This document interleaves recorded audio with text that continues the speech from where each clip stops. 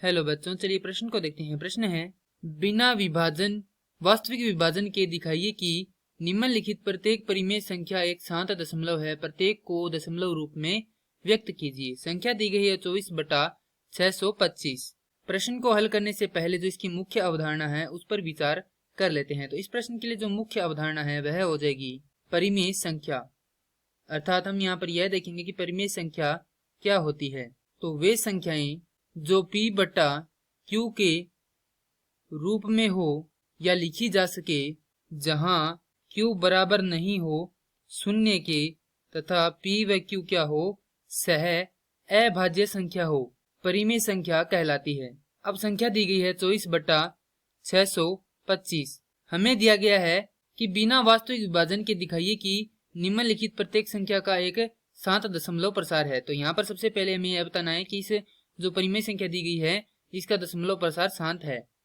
तो देखते हैं यहाँ पर, जैसा कि हम जानते हैं कि किसी परिमेय संख्या का हर 2 की घात m गुणा में 5 की घात n के रूप का हो तो उस संख्या का दशमलव प्रसार शांत होता है। अब हम जो हमारा जो हर है इस संख्या का उसके गुणनखंड करेंगे। तो यहाँ पर यदि इसका गुणनखंड करते हैं तो यह 625, सबसे पहले भाग जाएगा 5 का, तो 5, तो यह हो जाएगा 125, फिर 5 का जाएगा तो 25, फिर 5 का जाएगा तो यह आएगा 5 और फिर 5 का जाएगा तो आ जाएगा 1।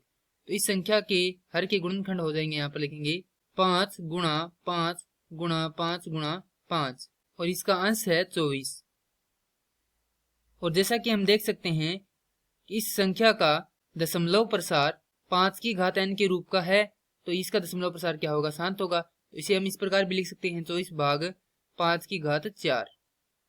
यदि हम गुणा में 2 की घात 0 करें तो यह क्या होगा, 2 की घात m गुणा में 5 की घात n के रूप का हो जाएगा।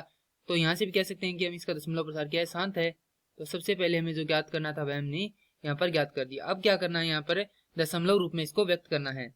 तो हम यहाँ पर लिखेंगे 24 भाग 5 की घात 4।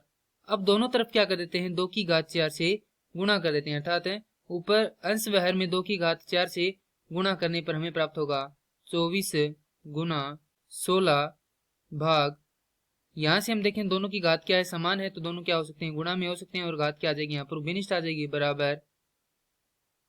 इसे हल करेंगे तो हमारे पास आएगा 384 भाग 10 की घात 4।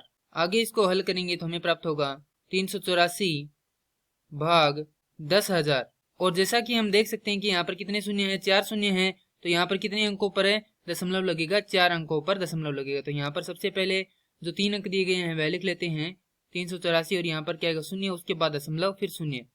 तो इस दशमलव रूप यह होगा 0.0384 और यही क्या हमारे प्रश्न का उत्तर है। मैं आशा करता हूँ कि यह प्रश्न आपको समझ में आया होगा। धन्यवाद।